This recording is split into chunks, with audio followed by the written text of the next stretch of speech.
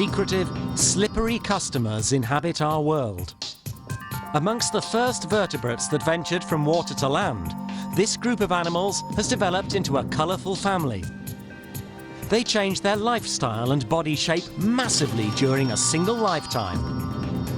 They can be harmless or deadly poisonous.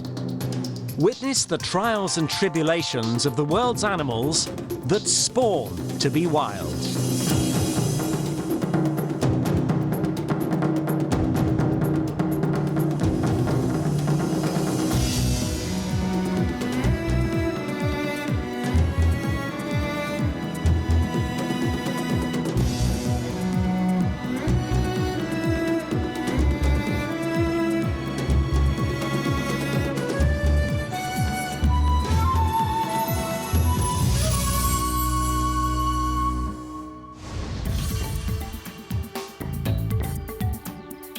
Frogs and toads are amphibians, a group of animals that live on the boundary between water and land.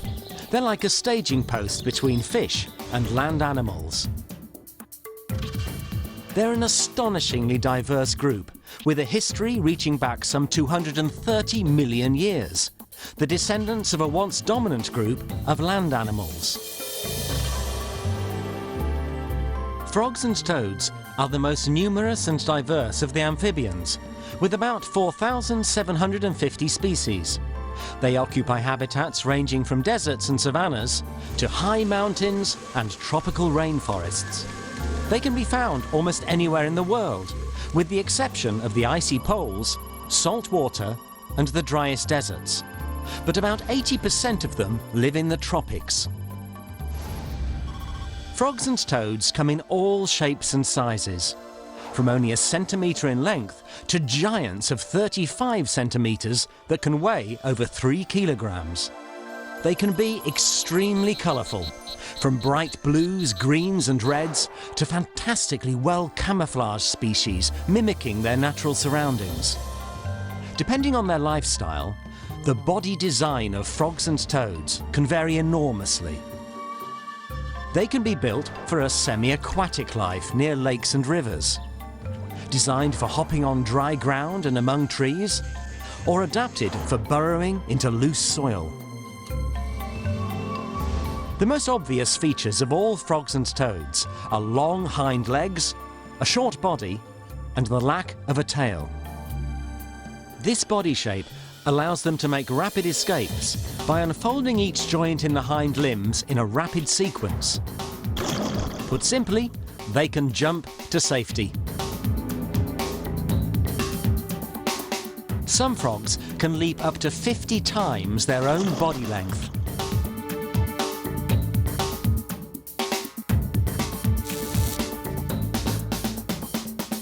Most have large eyes with good vision.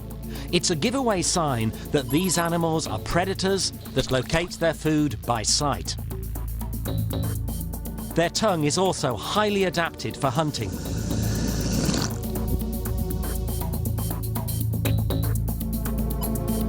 It's attached at the front of the mouth, allowing the killer to flip its tongue out and over the lower jaw to pick up food with its sticky upper surface. All frogs and toads are cold-blooded and rely on the surrounding environment to regulate their body temperature. This can range from only 3 to 36 degrees centigrade. Some have found ways to overcome the problems posed by very low temperatures by releasing glycerol, which acts as an antifreeze in their tissues.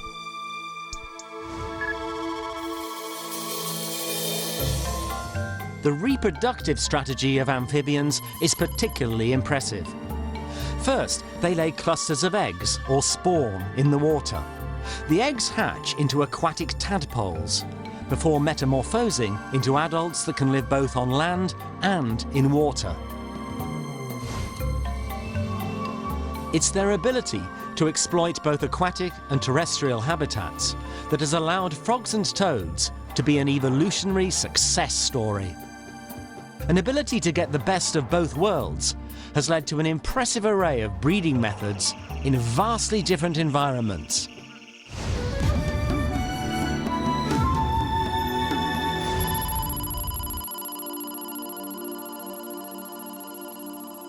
It's early spring in England, and as the first flowers of the year start to appear, other creatures too are beginning to stir. It's the breeding season for common frogs, and they're making their way towards their breeding pools in search of a mate. They gather in large numbers, the males calling out to attract a partner. Many frogs splashing about in the confined space of a single freshwater pool can lead to confusion, and breeding pairs can easily get separated. But the frogs have found a way to avoid losing their mate. The male's hands are specially adapted, allowing him to hold on tightly to the female while she lays her eggs. This ensures that all of them are fertilized by the same male.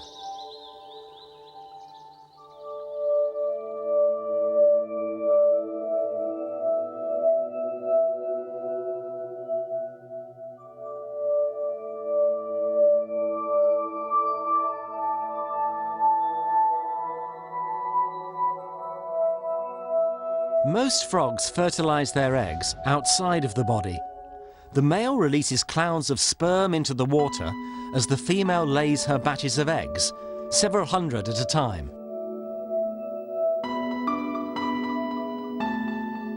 It's vital that they breed in still water.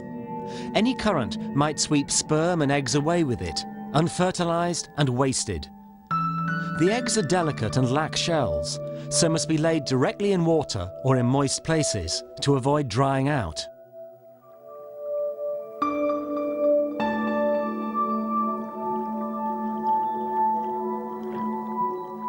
Each egg has a gelatinous envelope, which expands in the water, not only to provide protection, but also to increase the surface area, making it easier to absorb oxygen. In real time, the expansion of the eggs takes about 6 hours. Before long, the breeding pond is bursting with clusters of frog spawn.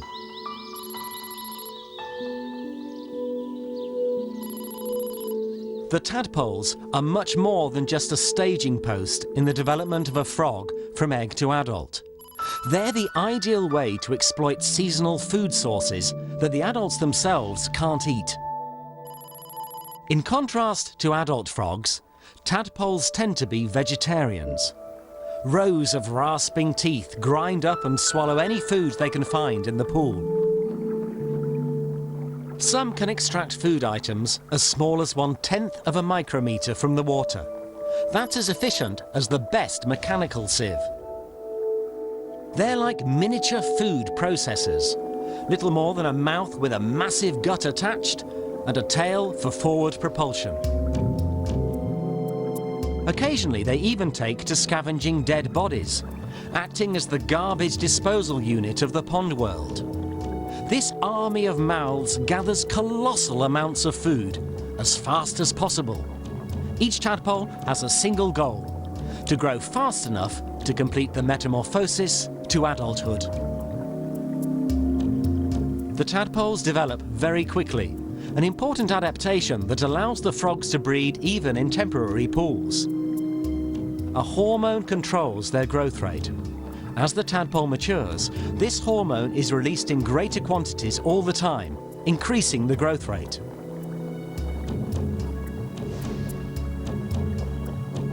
Even with such impressive statistics, only a small minority of tadpoles actually become froglets. And even some of those drop back into the food chain, devoured by their own kind.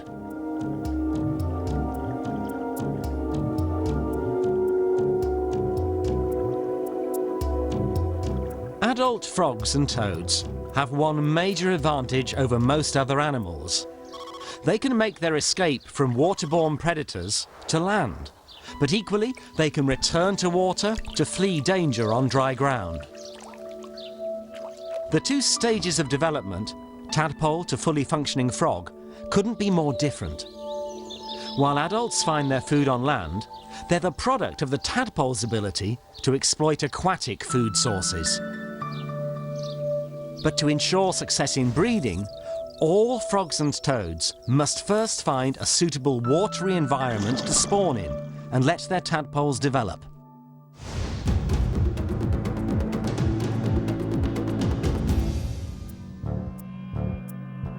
Another traveller is on its way to a springtime gathering.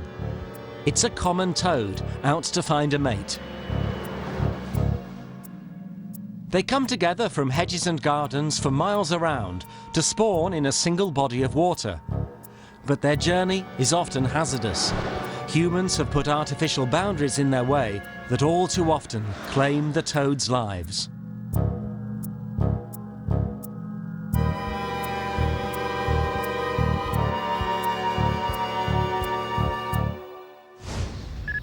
Those that make it safely to the other side and reach their destination first have to go about finding a partner, just like the common frogs.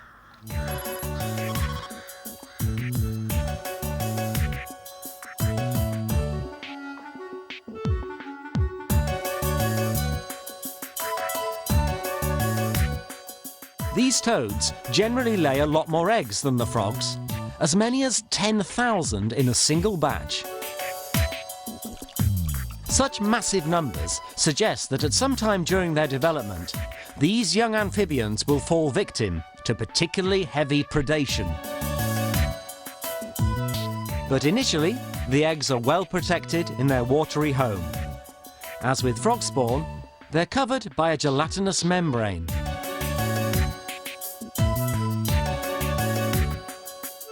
During breeding time, the normally tranquil pond is transformed into a mass of toads seeking mates. Amongst clusters of freshly laid eggs, each toad struggles to create the next generation.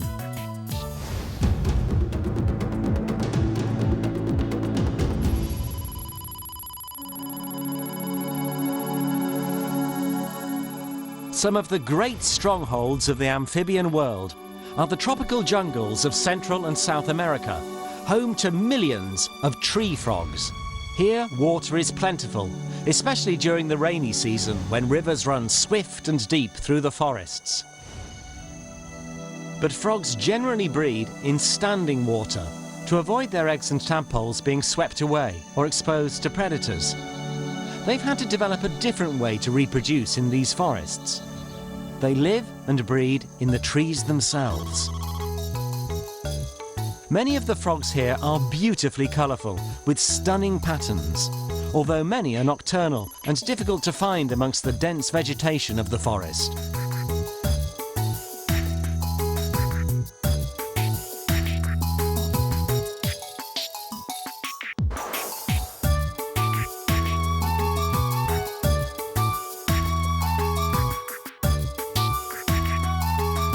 Tree frogs are something special, able to cling to steeply sloping surfaces with their highly adapted feet.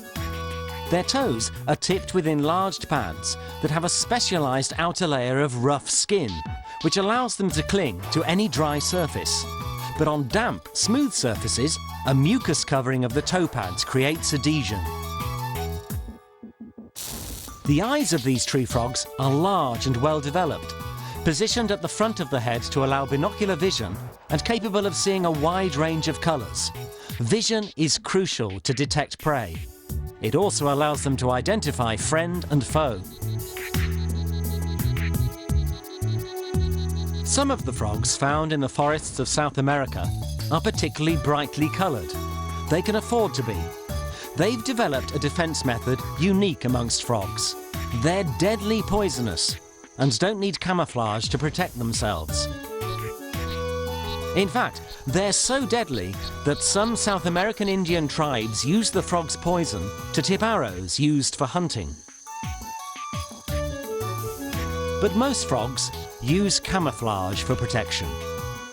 Some of those living along the boundary between the river and the forest are incredibly hard to spot. During the day, they sit motionless on leaves, waiting for the cover of darkness to go about their business. To be successful, most of the frogs coordinate their breeding to coincide with the beginning of the rainy season, These male olive-yellow tree frogs are the first to start calling to their mates, even before the beginning of the rains. Unusually, they become active during the day, openly advertising their positions for a single week of the year. But their drive to reproduce exposes them to danger. As well as receptive females, predators are also on the lookout. Swamp spiders are active hunters here, and the frogs have no defense. For a brief period, they make a tasty seasonal delicacy for the spider. As May turns to June, heavy rain clouds begin to hug the hills, and the rivers swell with rainwater. They become dangerous torrents entirely unsuitable for frog spawn. The trees provide a solution for the frogs. The rain here is so heavy that the leaves of the forest themselves turn into an aquatic environment. This is where the frogs lay their eggs.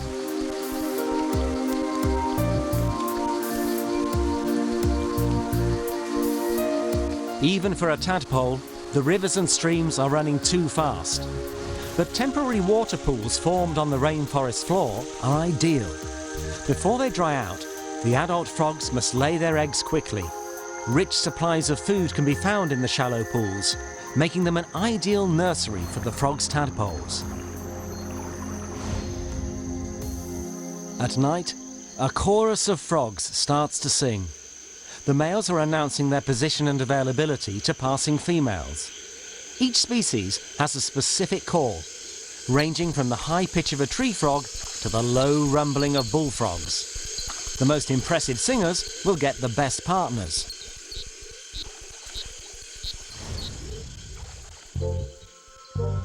Once the pairs find each other, they begin to mate. There's no time to lose if their precarious breeding strategy is to succeed. This red-eyed tree frog is typical of many others. It lays its eggs in gelatinous clusters stuck to leaves well above the ground. The male is only half the size of the female, and the cluster of eggs she produces is bigger than both of them. Just like most frogs, he fertilizes the eggs externally as the female lays them. You'd think that the fragile eggs would dry out, but the moisture in the humid air and the rainwater running down the leaf are enough to ensure their safety.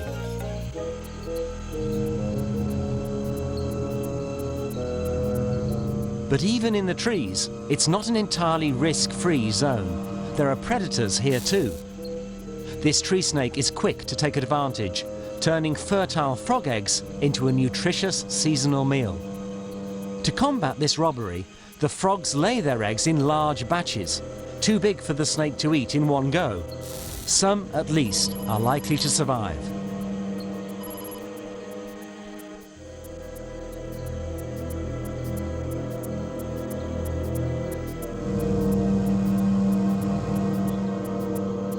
After spawning, the red-eyed tree frog leaves its eggs to develop on their own. The timing of breeding is crucial, and the fate of the developing tadpoles rests on getting it exactly right. For now, each tadpole is enclosed in its own life support system. Tiny thread-like gills supply life-giving oxygen to the developing embryo. They even have an onboard food supply, a yolk sac supplied by their mother. At this time of year, most tree frogs in the rainforest are busy breeding and spawning as quickly as they can. By now, the leaves of the forest are loaded with eggs, all waiting for the forest floor to be flooded by the rains. The upper eggs in this cluster are a second clutch, a little way behind in their development. Soon, all the tadpoles are ready to hatch. The individual eggs break and come together in a single mass of jelly. Now the reason for the precise timing of the frog spawning becomes clear.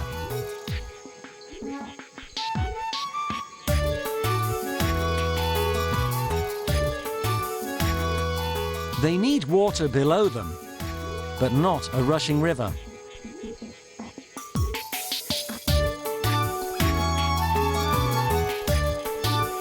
The tadpoles are designed to take advantage of the brief but abundant food supply on the flooded forest floor. As soon as they can swim, they drop into the temporary pools.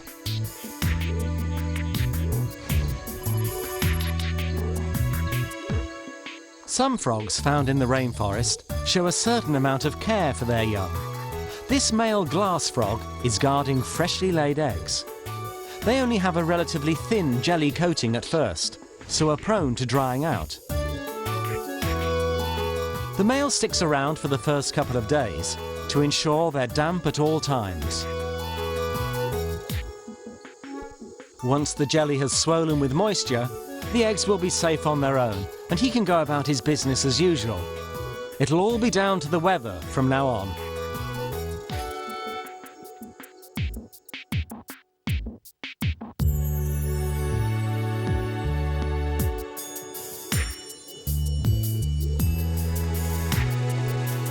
A heavy shower eventually launches the eggs into the swamp below and into the next stage of the frog's life.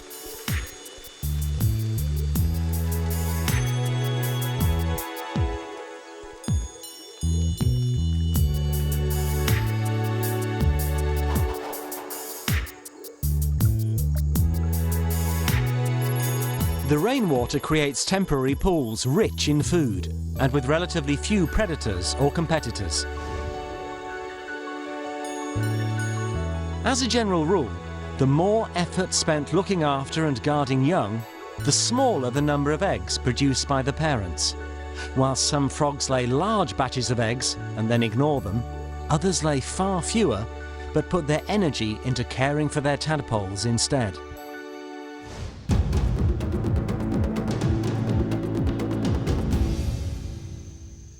The poisonous strawberry frog puts a lot of effort into raising its young.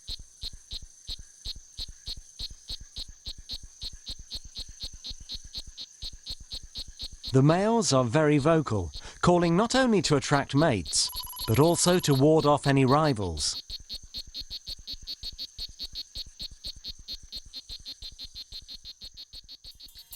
Each male carefully tries to reserve his own mating area and will defend it fiercely against intruders.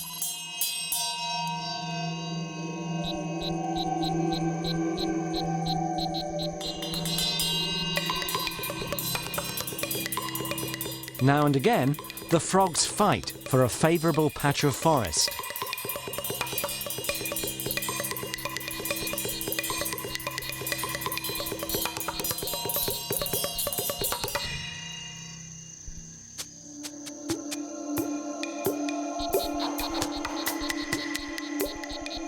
The winner proudly takes his position and gains the attention of a nearby female.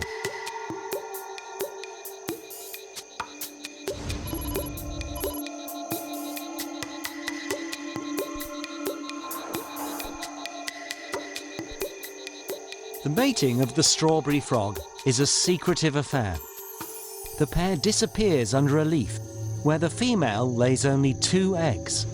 She leaves the eggs to develop in peace, but returns to collect the newly hatched tadpoles.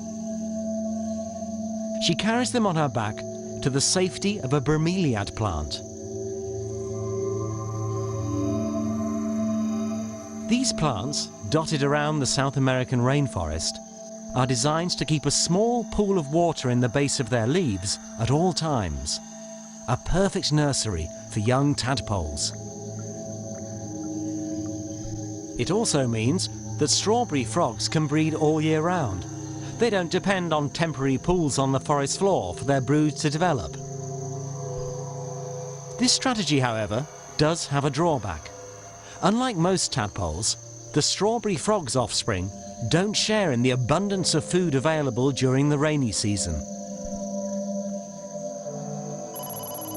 Instead, the mother lays infertile eggs in the bromeliad ponds for the developing tadpoles to eat. She frequently returns to top up their food supply, enabling the tadpoles to stay in the safety of the bromeliad until they've developed into fully formed adults.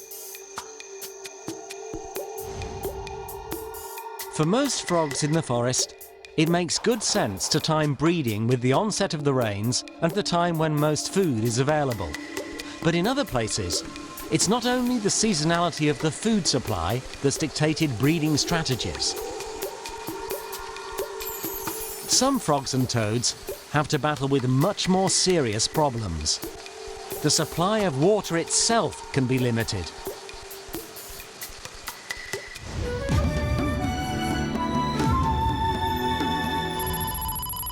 To witness an entirely different breeding strategy based on lack of water, we visit deserts in the southwest of the United States.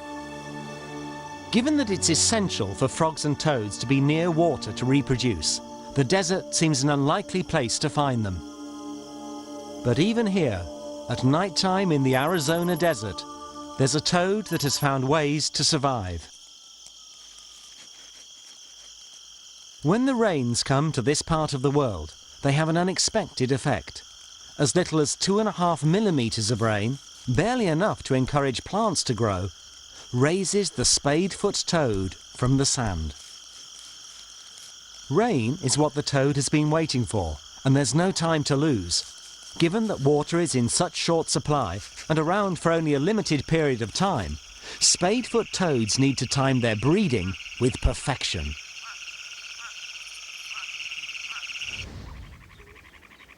Most tadpoles are designed to take advantage of a temporary food supply, but in the desert, the breeding pools themselves will disappear quickly.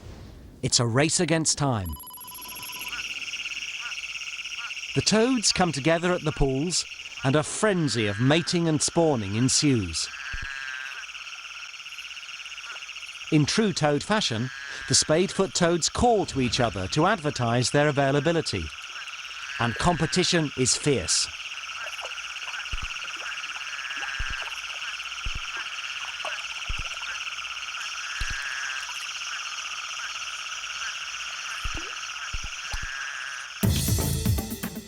Once a pair has got together, they waste no time before attaching their fertilized eggs to whatever underwater anchor they can find. Usually plants that have themselves been waiting for the return of the rains to this parched landscape.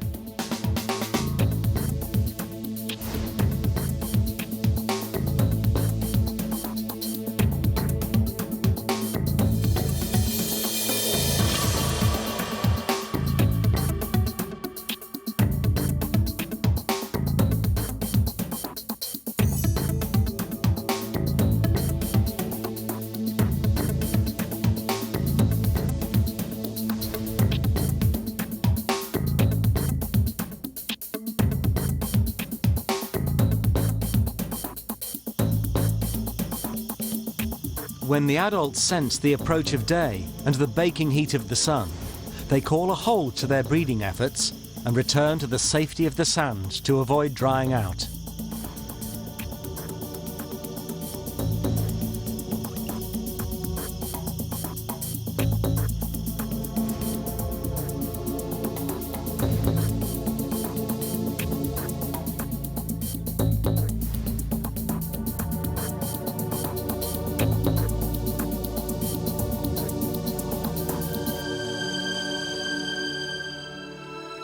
During the rainy season, the toads can find relief from the heat of the day just a few centimeters below the ground, where the sand is still moist.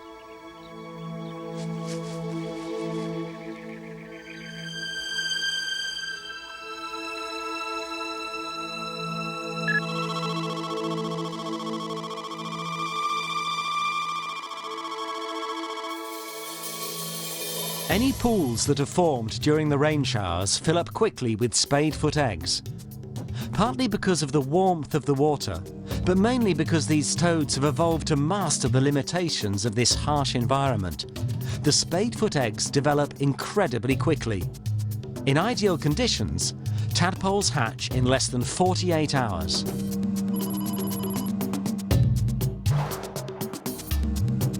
By the second night after spawning, the tadpoles start to break free.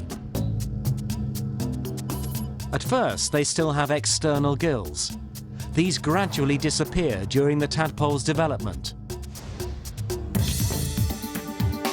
Their growth rate is phenomenal, and by the end of day 2, the tadpoles are feeding frantically, scavenging on any organic matter they can find, grazing on tiny algae that grow everywhere during the short wet season.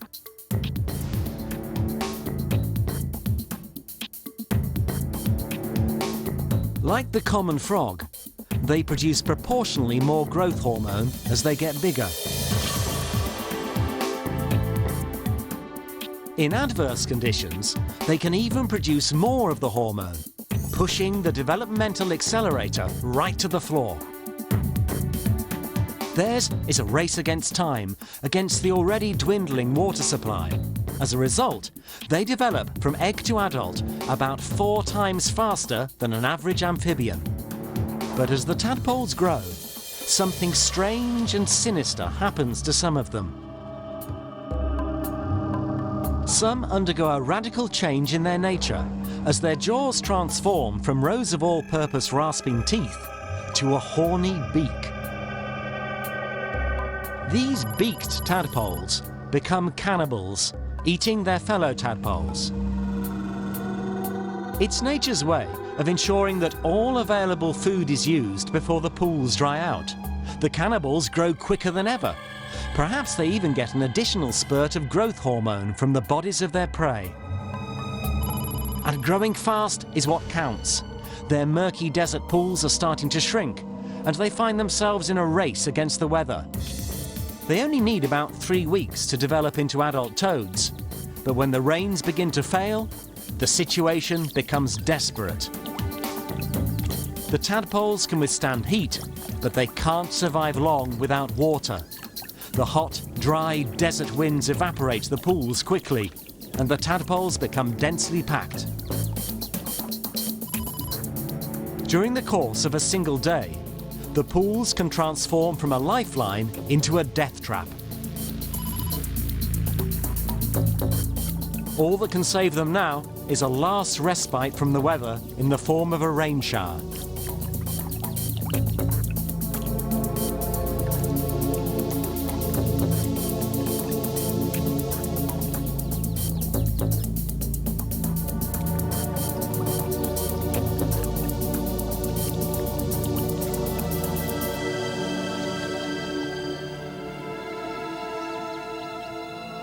Even the ants begin to move in and start to feed on the fat little tadpoles.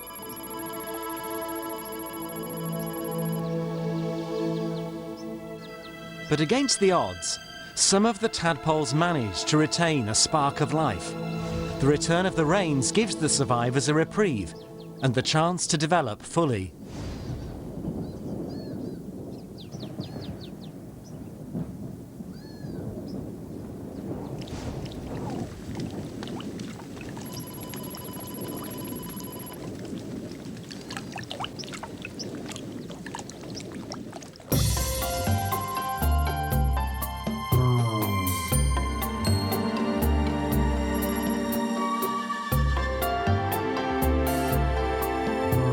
Within 2.5 weeks of hatching, the tadpoles have grown their back legs. Soon the front legs will emerge. They're already growing underneath the skin.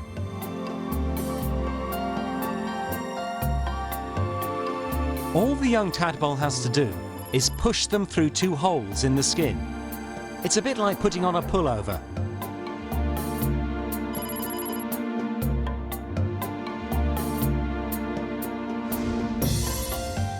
Their jaw bones are also changing shape and grow into the wide mouths of an adult toad. Finally, with its limbs fully grown and the tail getting smaller by the day, the young toad is almost ready to emerge from the water on its first journey onto dry land. Having escaped the dangers of the desert pool, it must now face the challenges of the desert climate.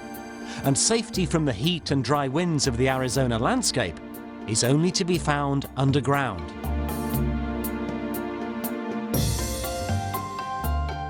The young Spadefoot toad will stay here until the rains return and allow it to re-emerge. The toads are very susceptible to dehydration since their skin is extremely permeable, but it's also the key to their survival. Because the skin is so permeable, the toads can efficiently and quickly absorb water from the surrounding soil. It's the same process that plants use to draw water into their roots and is known as osmosis.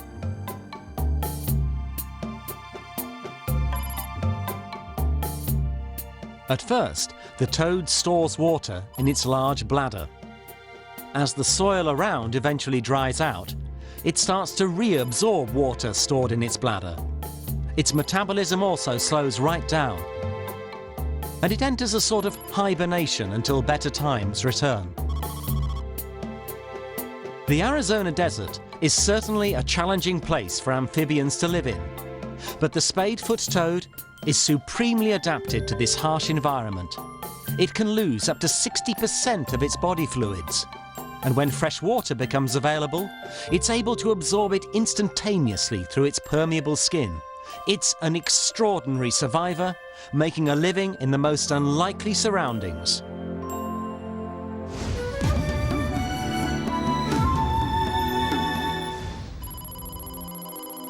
There are other strategies to cope with arid conditions. A group of East African tree frogs have waterproof skin, just like most lizards and in stark contrast to the spadefoot toad. Their light skin reflects much of the day's heat and allows them to sit in the sun all day. This is an exceptional strategy. Most frogs and toads have a permeable skin and have found other ways of coping with the hot, dry weather. Take this African bullfrog in Kenya. Like the spadefoot, it creeps into burrows. There it covers itself with a waterproof substance produced from glands in the skin.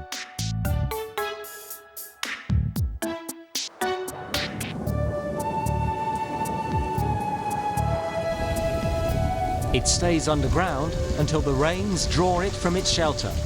And the rains are formidable, enough for moisture to seep into the ground and stir the bullfrog into action after its long doze through the dry season.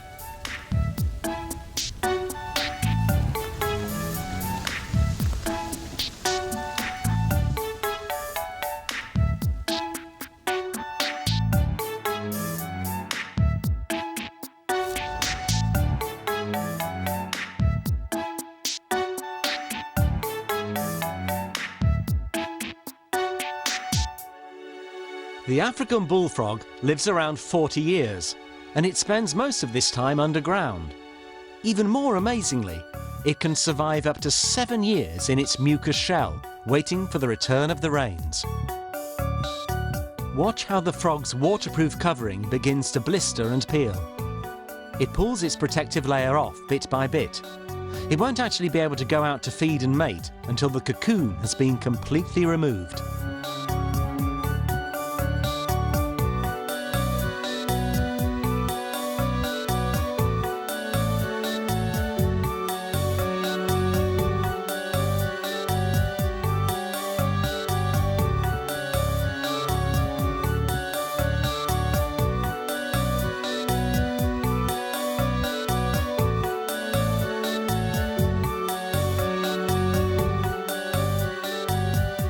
First things first, the bullfrog must eat after its long dry season doze, and it eats its own sleeping bag.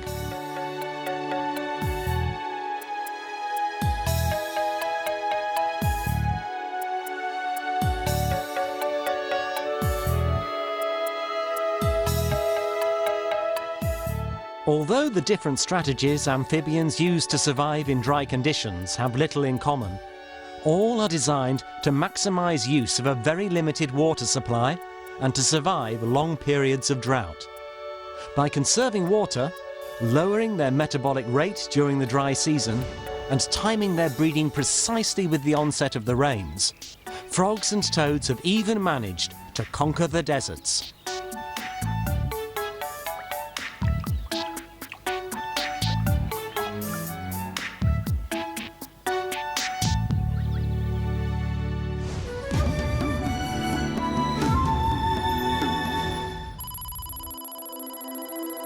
Around the Great Lakes of North America, another toad has to battle with a very different set of environmental challenges. On the shoreline of Lake Erie, large sand dunes have developed over time, devoid of vegetation and supporting very little life.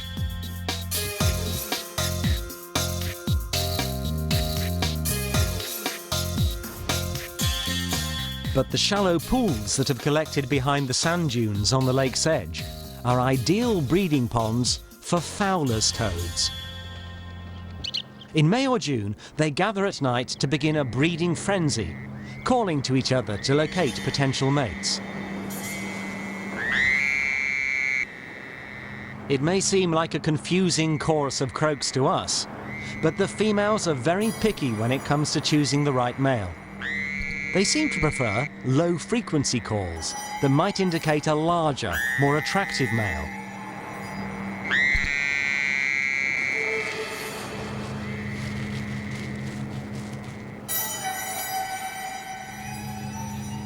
When they find each other, male and female lock in an embrace and take to the water to spawn. A few days later, the tadpoles have hatched and develop quickly in the warm, shallow water, feeding on remains of plant material washed into the pools from the lake. They feed as fast as they can, cramming their small bodies with as many resources as possible in the short time they have as tadpoles.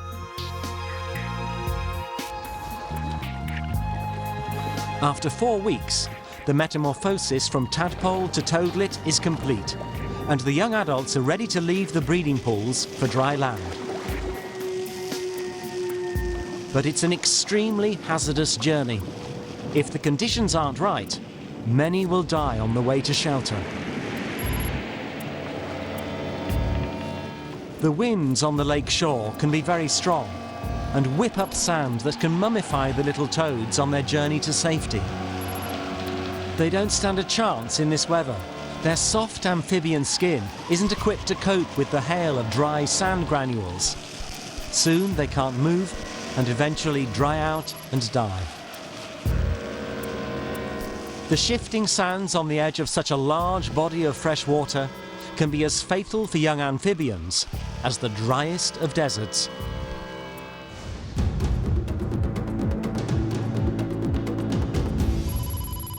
Lack of water, heat and adverse weather can present serious obstacles for breeding frogs and toads.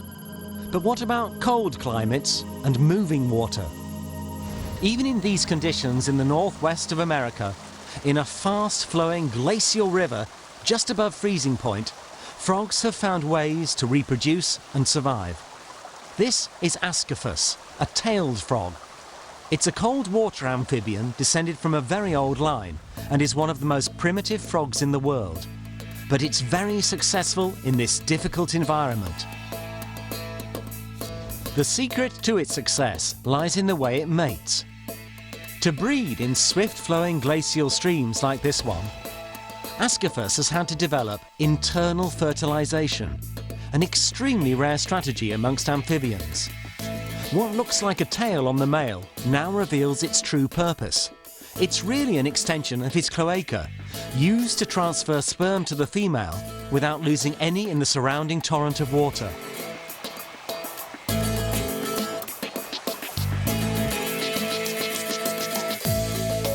They mate in July, when the water is as warm as it's going to get. Unlike most frogs and toads, there's no mating call or courtship. Ascaphus has no visible eardrums or voice. Instead, the pairs find each other with sight and touch.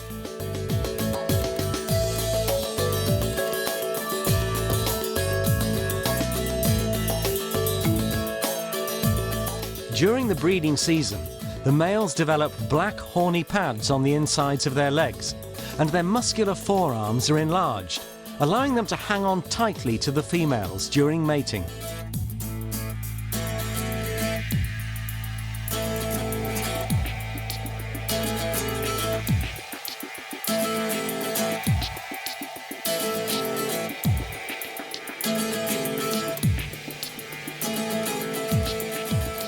The female deposits the fertilized eggs in strings under rocks in the stream. The tadpoles that emerge are highly specialized for life in swift running water. Water glides easily over their streamlined bodies, while their lips have developed into suckers, enabling them to hang on to rocks and pebbles. They still have rows of rasping teeth, common to most tadpoles, and live by shaving algae off rocks in the water, slowly creeping forward using their suckers. In the cold water, the tadpoles develop slowly and take between 1 and 4 years to metamorphose. It seems like an age when compared to the fortnight of the Spadefoot tadpole's development. Even when the adults emerge, they don't become mature enough to reproduce until they're 7 or 8 years old.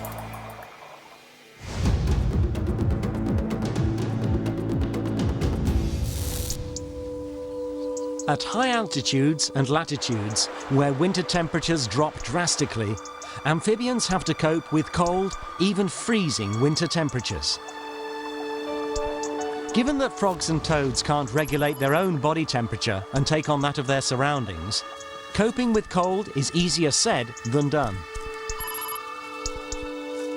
These common frogs in Europe find protected places that they can crawl into for the winter months. Their metabolic rate drops massively. This avoids using up energy reserves too quickly and minimizes the need for oxygen. Even when disturbed, they can hardly move, waiting for the return of spring to wake them from their winter sleep.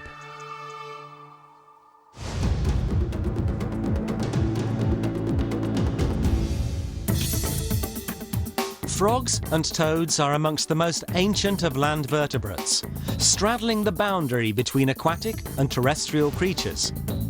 They live in a precarious balance with their environment, fine-tuning their breeding and the development of their offspring precisely with seasonal and local conditions. Even the metamorphosis of eggs and tadpoles can take anything from only 48 hours to 4 years, depending on the demands of their surroundings. These are highly specialized survivors, but while being adapted to local climate and habitat can ensure survival in adverse conditions, it can also make them vulnerable. Much of the evolutionary success story of frogs and toads relies on the way they breed. They have the most diverse reproductive strategies of all land vertebrates, each specifically designed for a particular habitat. But each method also requires environmental conditions to be just right for successful breeding. It's a delicate juggling of different factors that must all come together at the right time. But habitats and climates worldwide are changing faster than ever, putting the survival of frogs and toads in serious jeopardy. Deforestation, pollution, and expanding cities mean that amphibians are disappearing at an alarming rate. Their lifestyle and body structure tends to make them extremely vulnerable to chemical pollutants and increased exposure to damaging UV light. But perhaps most important is the fragmentation of their habitats, and especially the loss of breeding sites. The consequences of these losses can be far-reaching. Amphibians are a major part of the terrestrial ecosystem, forming an important link between their prey and predators. They're also what's known as an indicator species. If frogs and toads are thriving, it signals a clean and healthy habitat. Highly adapted species like the frog and toad are the first to suffer when we change the environment.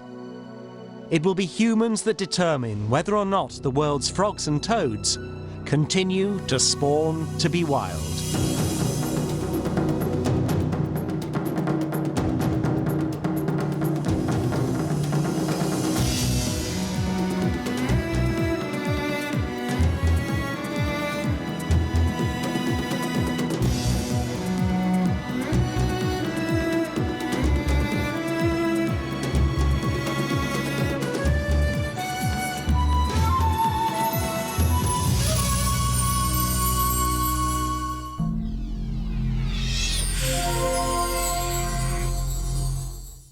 Frogs and toads come in all shapes and sizes, from only less than an inch in length to giants of over a foot that can weigh more than 6 pounds. All frogs and toads are cold-blooded and rely on the surrounding environment to regulate their body temperature.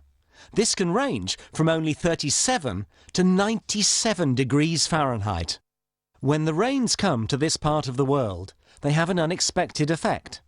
Less than an inch of rain, barely enough to encourage plants to grow, raises the spadefoot toad from the sand. During the rainy season, the toads can find relief from the heat of the day just a few inches below the ground, where the sand is still moist.